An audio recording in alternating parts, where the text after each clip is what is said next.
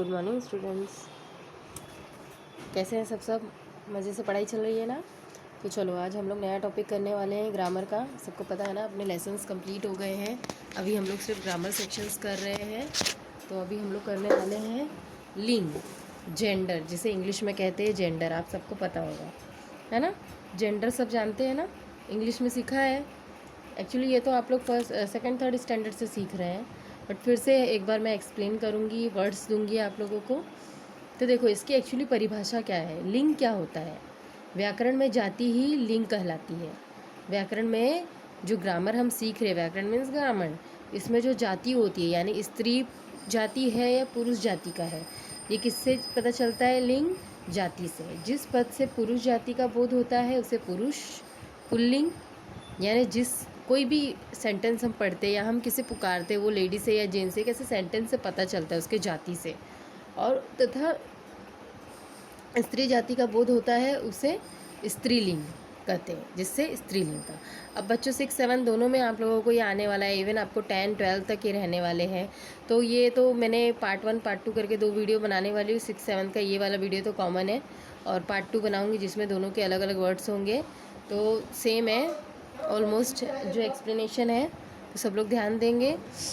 अब स्त्रीलिंग पुल्लिंग सबको समझ में आया होगा। जैसे कोई कथन है हम पढ़ते हैं, उससे हमें पता चलता है ये लड़की है या लड़का है, तो उससे उसकी जाति का पता चलता है, लिंग का। हिंदी भाषा में 2 लिंग है, पुल्लिंग और स्त्रीलिंग। कितने लिंग है बच्चों, 2 लिंग है, पुल्लिंग और स्त्रीलिंग। नीचे कुछ उदाहरण दिए गए, देखेंगे सब लोग। नंबर 1 पर है, बंदर नाचता है। अब हम लोग ये तो नहीं बोल सकते ना बंदर नाच रही है, क्योंकि बंदरिया नाचती है, बंदर तो नहीं नाचता है ना। तो बंदर नाच रहा है। फिर सेकंड में देखो क्या है, फर्स्ट ही है, मतलब उसके एक एक दिए हुए हैं।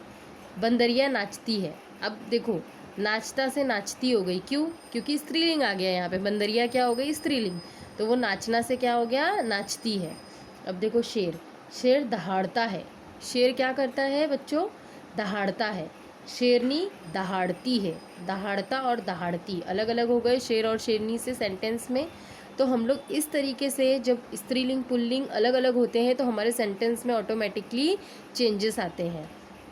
और थर्ड पे देखो क्या है, लड़का खेलता है, लड़की खेलती है। अब हम ये तो नहीं बोल सकते लड़की खेलता है, नहीं, लड़का खेलता है, नहीं तो सेंटेंस ही हमारा गलत हो जाएगा। तो ग्रामर इसीलिए होता है कि किस सेंटेंस में हमें स्त्रीलिंग लगाना है, पुल्लिंग लगाना है, ये जानने के लिए। घोड़ा दौड़ता है, घोड़ा क्या करता है, दौड़ता है। और घोड़ी दौड़ती है ना। दौड़ता है दौड़ती है, दोनों में डिफरेंस है, क्यों, क्योंकि लिंग दोनों का चेंज है। ये घोड़ा है जो दौड़ता है, हम ये नहीं बोल सकते घोड़ी दौड़ता है, गलत होगा ना, सेंटेंस ही प्रॉपर नहीं होगा। तो इसके लिए इस तरीके से लिंग के हिसाब से जाति पहचान कर हम सेंटेंस बनाते हैं। आदमी चलता है, औरत चलती है।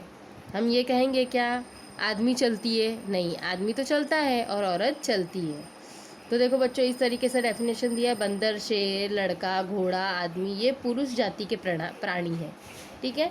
ये सब क्या है, पुरुष है, पुल्लिंग है। बंदरिया, शेरनी, लड़की, घोड़ा और औरत, ये स्त्री जाति के प्राणी है। ये लोग क्या है, स्त्रीलिंग है।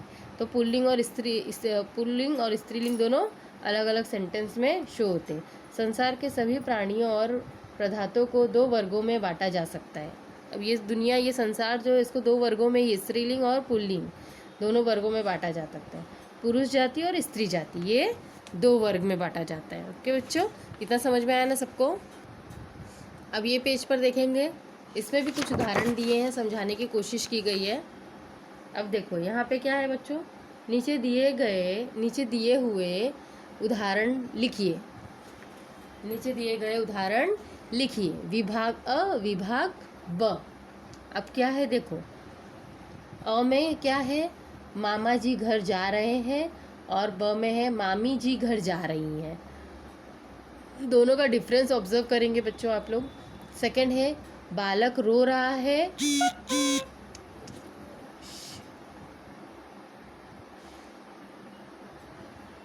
तो क्या है बच्चों, ये बालक रो रहा है और बालिका रो रही है।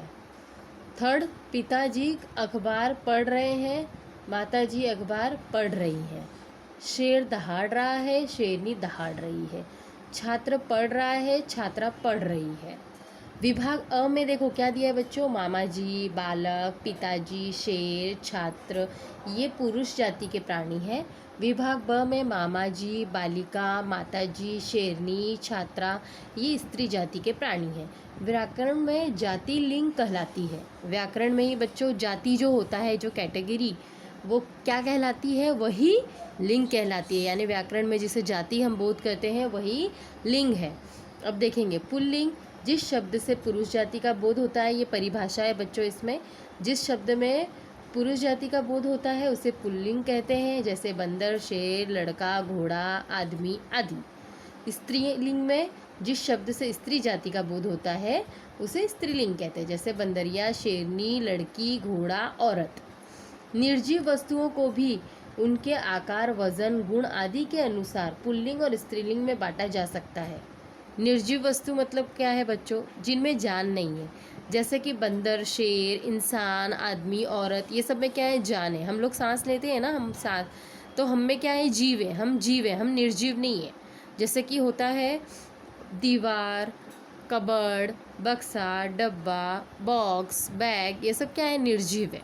ये सब क्या है, निर्जीव, यानी इनमें जान नहीं होती। हम खाते पीते सांस लेते, पर ये लेते हैं क्या, नहीं ना, तो ये निर्जीव है। तो निर्जीव वस्तुओं में भी कुछ कुछ स्त्रीलिंग है और कुछ कुछ पुरुष लिंग में बांटा गया है। कैसे किया गया है वो, उनका आकार, उनके वजन और गुण के आधार पर उन्हें स्त्रीलिंग पुल्लिंग में डिवाइड किया गया है। जैसे देखेंगे हम, पुल्लिंग में है शहर, मैदान, पत्थर, गांव, पहाड़, किला आदि, ये सब क्या है, पुल्लिंग में आते हैं। और स्त्रीलिंग में टहनी, किताब, घड़ी, कलम, नदी, डाली आदि, ये सब किस में आते हैं, स्त्रीलिंग में। तो देखो बच्चों, कुछ शब्द ऐसे भी होते हैं जिनके लिंग चेंज नहीं होते हैं। और जैसे पुल्लिंग में देखो, ये सारे पुल्लिंग में आएंगे, शहर, मैदान, पत्थर, गांव, पहाड़, किला, ऐसे बहुत से शब्द हैं जो स्त्रीलिंग पुल्लिंग में आते हैं, ज़रूर निर्जीव में। यानी निर्जीव, जो निर्जीव वस्तु है उनको डिवाइड किया गया है स्त्रीलिंग और पुल्लिंग में। ऐसे बहुत से शब्द हैं, जब आप और ऑब्जर्व करोगे, पढ़ोगे, गूगल करोगे तो आपको समझ में आएगा। कुछ अन्य पुल्लिंग शब्द, कुछ और शब्द मैं बताती हूँ आप लोग को, पुल्लिंग यानी पुरुष लिंग में। पुत्र, भाई, राजा, नौकर, फूल, व्यक्ति, बर्तन, कागज, बगीचा, बाजार, सफ़र, मज़ा, कान, लालच, बाल, टिकट, पानी, मोती, दही, क्षण, कारखाना, रास्ता आदि, ये सब क्या है, पुल्लिंग में आएंगे। देखो इसमें सजीव और निर्जीव दोनों ही चीज़ें मिक्स्ड है। जैसे कि पुत्र, भाई, राजा, नौकर, ये सब क्या है, सजीव है ना, हम है ना, इंसान है ना, तो सांस ले रहे हैं ना, वो है ना व्यक्ति। अब बर्तन, क्या वो सजीव है कि निर्जीव है, निर्जीव है। कागज़, बगीचा, बाजार, सफ़र, ये सब क्या है, ये सब निर्जीव है। तो निर्जीव और सजीव दोनों में स्त्रीलिंग और पुल्लिंग दोनों होते हैं। अब हम देखेंगे कि स्त्रीलिंग में ऐसे कौन कौन से निर्जीव और सजीव चीज़ें हैं। बर्फ़, ये भी क्या है, निर्जीव है। चादर, आँख, दीवार, यानी आँख, इंसानों की, जानवरों की, किसी की भी आँख होती है, वो आती है स्त्रीलिंग में। नयन, जिसे कहते हैं ना नयन, कुछ शब्द की ऐसी प्योरिटी है जिसे स्त्रीलिंग में ही डाला गया है। दीवार, यात्रा, किरण, पोशाक, अग्नि, राह, पुस्तक, मेज, पेंसिल, नाक, लगन, कुर्सी, मेहनत, आवाज़। मेहनत करते हैं, मेहनत करती है, वो लड़की मेहनत करती है, तो कैसे आता है, मेहनत स्त्रीलिंग में आया ना। आवाज़ आदि।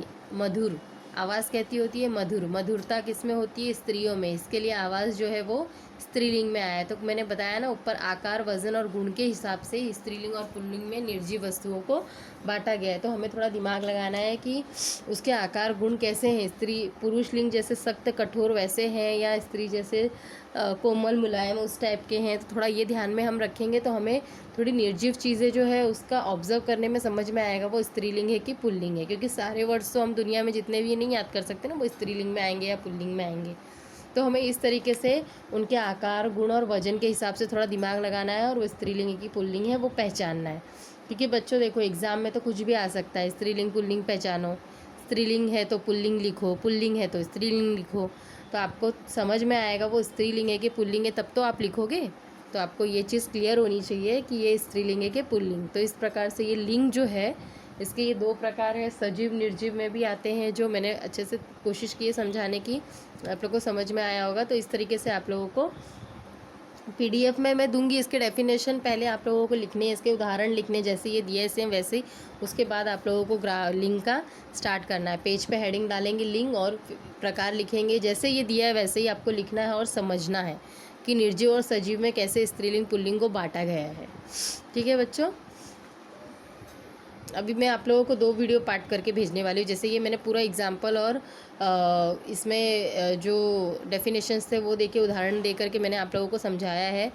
ये पार्ट 1 रहेगा, पार्ट 2 भेजूँगी जिसमें मैंने वर्ड्स लिए हैं, वो 6 स्टैंडर्ड को 6 में, 7 स्टैंडर्ड को 7 में लिखना है, और 6 7 दोनों के लिए ये कॉमन वीडियो है पार्ट 1। ठीक है।